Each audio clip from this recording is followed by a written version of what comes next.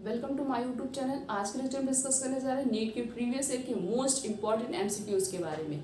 सबसे पहला क्वेश्चन है, these plant flower and fruit only one in life time and die after fruiting, these are.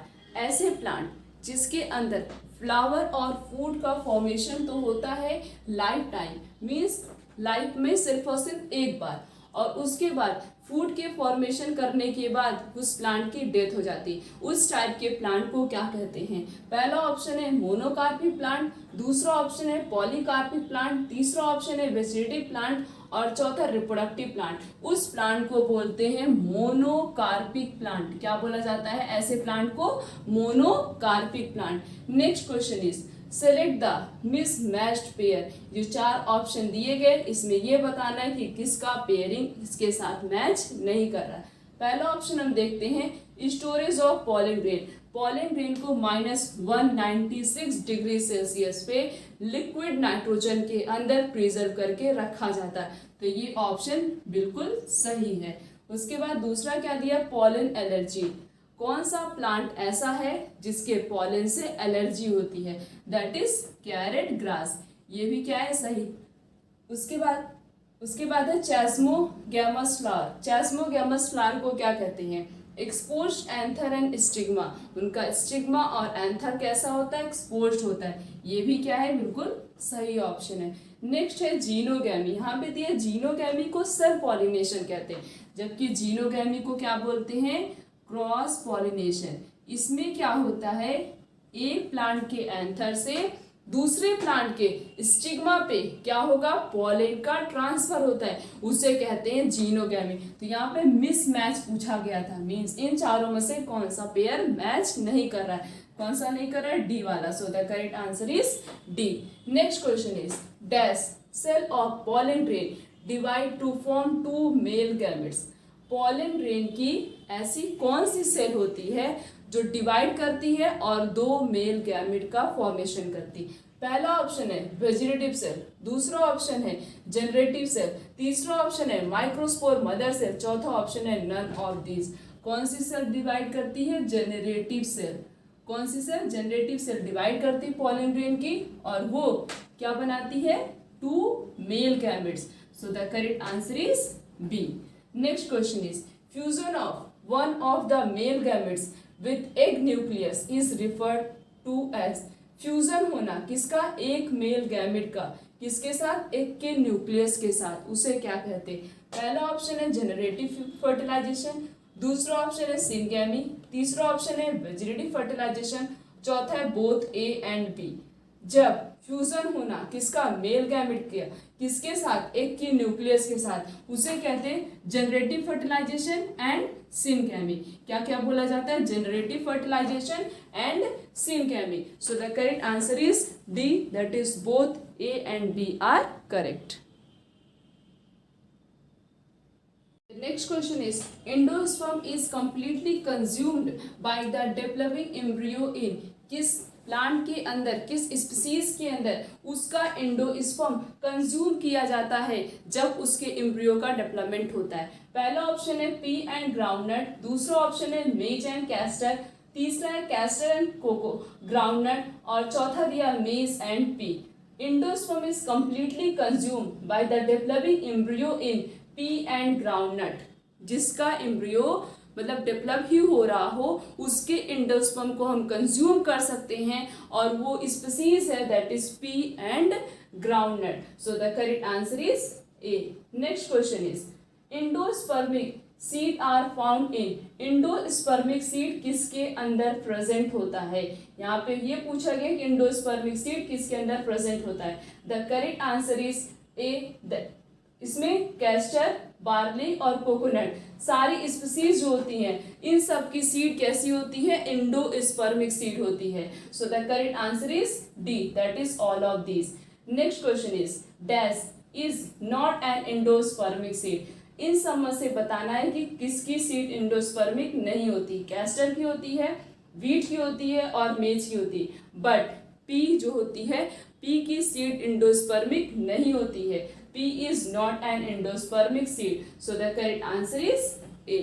Next question is in albuminous seed food is stored in dash and in non albuminous seed it is stored in. Albuminous seed में किसकी food किसके form में store होता है, means किसके अंदर store होता है, और नॉन एल्बुमिनस सीड में फूड किसके अंदर स्टोर होता है, हमें उसका नाम बताना, एक पर्टिकुलर नेम बताना है। सबसे पहला ऑप्शन दिया है एंडोस्पर्म क्वाड्रिलिडन्स, दूसरा ऑप्शन है न्यूसेलस एंड क्वाड्रिलिडन्स, तीसरा ऑप्शन दिया है क्वाड्रिलिडन्स एंड एंडोस्पर्म, चौथा दिया है endosperm and radical.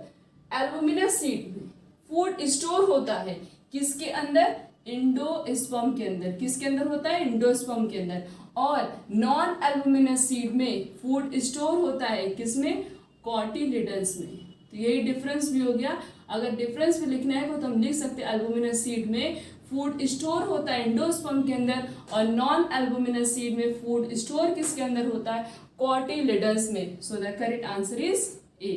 Next question is the portion of embryonal axis between plumule and cotyledons is called. उस पोर्शन का नाम बताओ जो कि एम्ब्रियोनल एक्सिस पे उसका फॉर्मेशन हो किसके किसके बीच में, प्लीम्यूल और क्वाड्रिलिडन्स के बीच में। पहला ऑप्शन है हाइपोकोटाइल, दूसरा ऑप्शन है इपिकोटाइल, तीसरा ऑप्शन है सिलोड्राइजर, चौथा ऑप्शन है coleoptile. The portion is known as epicotyl. उस पोर्शन को क्या बोलते हैं जो कि प्रेजेंट होता है embryonal axis between a plumule and radicle, plumule और जो है क्वाड्रिलिडन्स के बीच में, उसे क्या कहते हैं, इपिकोटाइल बोलते हैं। और जो प्लीम्यूल और जो रेडिकल और क्वाड्रिलिडन्स के बीच में प्रेजेंट होता है उसे हाइपोकोटाइल बोलते हैं। तो यहाँ पे प्लीम्यूल और क्वाड्रिलिडन्स की बात की गई तो उसका नाम क्या है, epicotyl. Next question is polyembryony commonly occur in. Polyembryony, पहले तो हम बात करते हैं कि पॉलीएम्ब्रियोनी होता क्या। पॉली का मतलब क्या होता है, मेनी। पॉली का क्या मतलब होता है, मेनी। एम्ब्रियोनी का मतलब होता है एम्ब्रियो, जिसके पास बहुत सारे एम्ब्रियो प्रेजेंट होते उसे कहते हैं पॉलीएम्ब्रियोनी। पहला ऑप्शन है बनाना, दूसरा है टोमेटो, तीसरा है पोटैटो और चौथा दिया सिट्रस। सिट्रस में बहुत सारे एम्ब्रियो प्रेजेंट होते, तो सिट्रस किसका एग्जाम्पल होता है, सिट्रस जो है उसे कॉमनली जो है एग्जाम्पल होता है किसका, पॉलीएम्ब्रियोनी का। सो the correct answer is D. Next question is after birth colostrum is released from mammary gland which is rich in. Birth के बाद, बेबी के बर्थ के बाद मदर के मिल्क से क्या रिलीज होता है, कोलेस्ट्रम रिलीज होता है। क्या रिलीज होता है, कोलेस्ट्रम रिलीज होता है। इसमें यह बताना है कि कोलेस्ट्रम के पास कौन कौन सी चीजें प्रेजेंट होती। पहला ऑप्शन है protein, antibodies and low in fat, दूसरा ऑप्शन है protein, fat and low in antibodies, तीसरा ऑप्शन है fat and low in protein, चौथा ऑप्शन है protein and low in fat. Colostrum के पास प्रोटीन प्रेजेंट होता है, एंटीबॉडीज प्रेजेंट होता है, और बट फैट तो प्रेजेंट होता है बट लो क्वांटिटी में प्रेजेंट होता है। So the correct answer is ए। और ये सब क्या करते हैं, बेबी को नरिशमेंट प्रोवाइड करते हैं, बेबी को स्ट्रॉन्ग करते हैं। क्या क्या प्रेजेंट होता है, protein, antibodies and low in fat. Next question is the first movement of the foetus and appearances of hair on its head are usually observe during which month. किस month में baby का first movement होता है, means foetus जो है वो first movement show करता है और साथ साथ में उसके हेयर्स अपीयर हो जाते हैं उसके हेड पे। हमें उस मंथ का नाम बताना है। पहला ऑप्शन है 5th मंथ, दूसरा ऑप्शन है 4th मंथ, तीसरा है 6th मंथ और चौथा है 3rd मंथ। ऐसा डेवलपमेंट कब होता है, 5th मंथ में। 5th मंथ में बेबी जो है मूवमेंट भी शो करता है, मूवमेंट भी होता है और उसके हेयर्स पे, उसके हेड पे हेयर्स भी क्या होते हैं, अपीयर होते हैं। किस मंथ में, 5th मंथ में। Next question is seminal plasma in human is rich in. जो सेमाइनल प्लाज्मा प्रेजेंट होता है मेल रिप्रोडक्टिव सिस्टम के पास, वो किससे बना हुआ होता है, मीन्स उसके पास कौन कौन से सब्सटेंस प्रेजेंट होते हैं। पहला ऑप्शन है fructose and calcium but has no enzyme, दूसरा ऑप्शन है glucose and certain enzymes but has no calcium, तीसरा ऑप्शन है fructose and certain enzyme but poor in calcium, चौथा ऑप्शन है fructose, calcium and certain enzyme. Seminal plasma के पास fructose present होता है, कैल्शियम प्रेजेंट होता है और कुछ अमाउंट में क्या प्रेजेंट होता है, एंजाइम भी प्रेजेंट होता है। किसके पास प्रेजेंट होता है, सेमाइनल प्लाज्मा के पास प्रेजेंट होता है। पहला एमसीक्यू है hepatitis B is transmitted through. Hepatitis B जो है किसकी हेल्प से जो है एक पर्सन से दूसरे पर्सन में ट्रांसफर होता है। सबसे पहला ऑप्शन दिया है ब्लड ट्रांसफ्यूजन, दूसरा ऑप्शन दिया है इंटीमेट फिजिकल कॉन्टैक्ट, तीसरा है सेक्सुअली और चौथा दिया गया all of these. Hepatitis B जो है वो ट्रांसफर होता है एक पर्सन से दूसरे person by the blood transfusion. Blood transfusion से भी ये डिजीज ट्रांसफर होती है और किसी के सेक्सुअल कांटेक्ट में आने से भी ये डिजीज एक पर्सन से दूसरे पर्सन में ट्रांसफर होती है और किसी पर्सन के फिजिकल कांटेक्ट में आने से भी ये डिजीज ट्रांसफर होती है। मीन्स ये तीनों तरीके से हेपेटाइटिस बी जो है एक पर्सन से दूसरे पर्सन में ट्रांसफर होता है। So the correct answer is D, that is all of these are correct. Next question is Cu ions released from copper releasing intrauterine device। Cu ion ये जो IUD होता है इंट्रायूट्राइन डिवाइस होता है, ये Cu ion कहाँ से release होता है? Copper. Cu copper releasing IUD में क्या प्रेजेंट होता है? Cu आयंस प्रेजेंट होता है। तो ये कॉपर का काम क्या होता है जो इंट्रायूट्राइन डिवाइस में प्रेजेंट होता है? सबसे पहला ऑप्शन दिया प्रिवेंट ओवुलेशन, क्या ये ओवुलेशन से प्रिवेंट करता है? क्या ये ओवुलेशन नहीं होने देता? दूसरा ऑप्शन दिया make uterus unsuitable for implantation, क्या ये यूट्रस को इस तरीके से प्रिपेयर कर देता है कि यूट्रस के अंदर इम्प्लांटेशन नहीं हो सकता है। नेक्स्ट है increase phagocytosis of the sperm, क्या ये जितने भी स्पर्म इंटर करते बॉडी में उन सबको किल कर देता है। नेक्स्ट है सप्रेस स्पर्म मोटिलिटी, क्या स्पर्म को ये मूव नहीं होने देता। Cu आयन क्या करता है? स्पर्म की मोटिलिटी को ही रोक देता है। क्या करता है? Suppress the sperm motility. So the correct answer is D. Next question is which of the following statement is correct regarding vasectomy. Vasectomy के लिए जो चार स्टेटमेंट दिए गए, इन चारों स्टेटमेंट से कौन सा स्टेटमेंट सही है? वेसिकोटॉमी, पहले तो हम बात करते हैं कि वेसिकोटॉमी है क्या। वेसिकोटॉमी एक प्रकार का सर्जिकल मेथड होता है। कौन सा मेथड होता है? Surgical method. और ये मेथड यूज कौन करता है? मेल करते हैं। इसमें क्या होता है? इसमें जो है वास डेफिस की कटिंग करके उसको टाइटली बाइंड कर दिया जाता है। करता क्या है? ये स्पर्म को बाहर नहीं आने देता है। मींस जैसे ही इसको टाइटली बाइंड कर दिया जाता है स्पर्म को बाहर नहीं आने देता। जब तक स्पर्म की मोटिलिटी नहीं होगी, मींस जब तक स्पर्म बाहर नहीं आएगा तब तक वो ओवम से फर्टिलाइजेशन नहीं कर पाएगा, तब तक आगे का प्रोसेस कंटिन्यू नहीं होगा। देखते हो ऑप्शन में क्या दिया? पहला ऑप्शन दिया है it prevent the movement of sperm into uterus, ये प्रिवेंट करता है कि स्पर्म जो है यूट्रस तक ना पहुंच पाए। दूसरा ऑप्शन दिया है it prevent a man from having an erection, ये क्या मैन को जो इरेक्शन नहीं होने देता है, मींस फॉर्मेशन ही नहीं होने देता। नेक्स्ट है prevent the production of sperm into testis, क्या स्पर्म का फॉर्मेशन ही नहीं होने देता टेस्टिस में। नेक्स्ट है प्रिवेंट द प्रोडक्शन ऑफ सीमेन, क्या ये सीमेन को नहीं प्रोड्यूस होने देता है। इसका काम क्या होता है? ये प्रिवेंट करता है स्पर्म जो है मूव करके यूट्रस तक ना पहुंचे, क्योंकि वही सारा प्रोसेस होता है। जब तक वो उसके पास पहुंचेगा नहीं आगे का प्रोसेस कंटिन्यू नहीं होगा। तो ये स्पर्म को मूव नहीं करने देता, स्पर्म की मोटिलिटी को ही रोक देता, मीन्स स्पर्म को बाहर नहीं आने देता है। So the correct answer is A. Vasectomy क्या है? वेसिकोटॉमी एक प्रकार का सर्जिकल मेथड होता है। इसका यूज मेल में किया जाता है। इसमें वास डिफरेंस को कट कर दिया जाता है टाइटली, फिर बाइंड कर दिया जाता है, ताकि क्या करने के लिए? ताकि स्पर्म का मूवमेंट ना हो सके, मीन्स स्पर्म बाहर ना आ सके। Next question is which of these can be use to cure infertility in couples where male partner have very low sperm count, जब मेल के अंदर बहुत ही कम स्पर्म प्रोड्यूस होता है। This question is very very important, ये question कई बार पूछा जा चुका है। ये क्वेश्चन और ये क्वेश्चन, ये दोनों क्वेश्चन बहुत ही ज्यादा इंपॉर्टेंट है।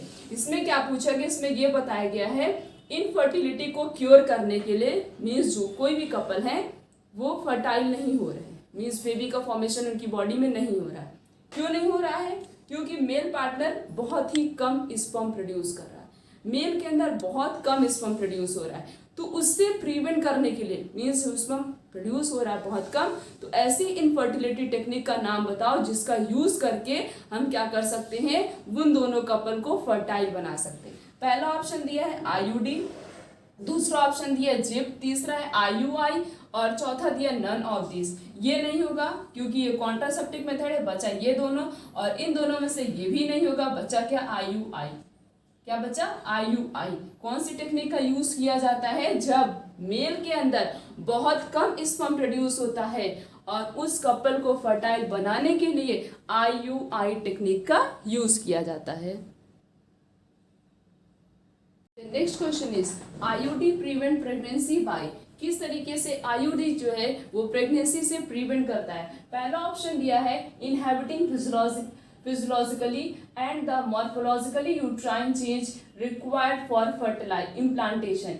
ये क्या करता है, ये इम्प्लांटेशन होने से प्रिवेंट करता, बचाता है। मीन्स इस तरीके से यूट्रस में चेंजेस क्रिएट कर देता है कि उसके अंदर इम्प्लांटेशन ना हो सके।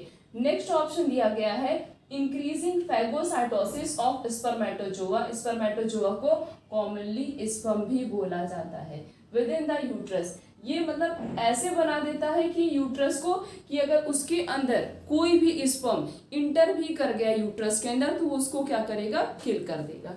Next is suppressing motility of sperm as well as their fertilising capacity. और ये स्पर्म की कैपेसिटी को सप्रेस कर देता है, मीन्स रोक देता है कि स्पर्म अगर मीट भी कर गया ओवम से तो वो फर्टिलाइजेशन नहीं कर पाएगा। नेक्स्ट ऑल ऑफ दिस, ये आईयूडी के सारा प्रोसेस करता है, मीन्स यूट्रस को इस तरीके से प्रिपेयर कर देता है कि यूट्रस के अंदर इम्प्लांटेशन ना हो सके। और साथ साथ में फैगोसाइटोसिस का काम करता है, मीन्स अगर यूट्रस में स्पर्म इंटर भी कर गया तो वो उसको किल कर देगा। इस तरीके से यूट्रस को प्रिपेयर कर देगा कि अगर उसके अंदर स्पर्म इंटर भी कर रहा है तो वो डिस्ट्रॉय होता जाएगा। और क्या करता है, स्पर्म की मोटिलिटी को सप्रेस कर देता है कि स्पर्म मूव ही नहीं कर पाता है। तो ये सारे फंक्शन जो है आईयूडी परफॉर्म करता है। So the correct answer is D, that is all of this.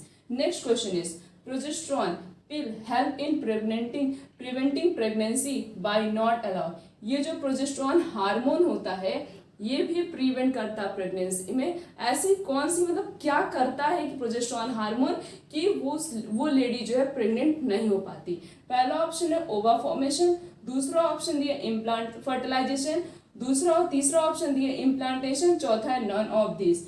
ये प्रोजेस्टेरोन हार्मोन जो है ओवा का फॉर्मेशन ही नहीं होने देता, और जब तक ओवा का फॉर्मेशन नहीं होगा, मीन्स जब तक एग नहीं सिक्रीट होगा, तब तक आगे का प्रोसेस कंटिन्यू नहीं होता है। So the correct answer is ए।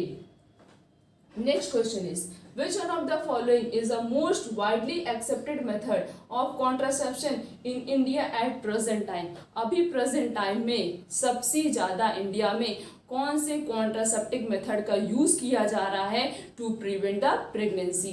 पहला ऑप्शन है सर्वाइकल कैप्स, दूसरा ऑप्शन है ट्यूबिकोटॉमी, तीसरा है डायाफ्राम और चौथा है आईयूडी। सबसे ज्यादा यूज किया जा रहा है इंट्रा यूट्राइन डिवाइस का, मीन्स सबसे ज्यादा कौन सी टेक्निक का यूज किया जा रहा है अभी प्रेजेंट टाइम में इंडिया में, IUD, that is intra uterine device. Next question is which method can be used for women that can not produce ovum but can provide suitable environment.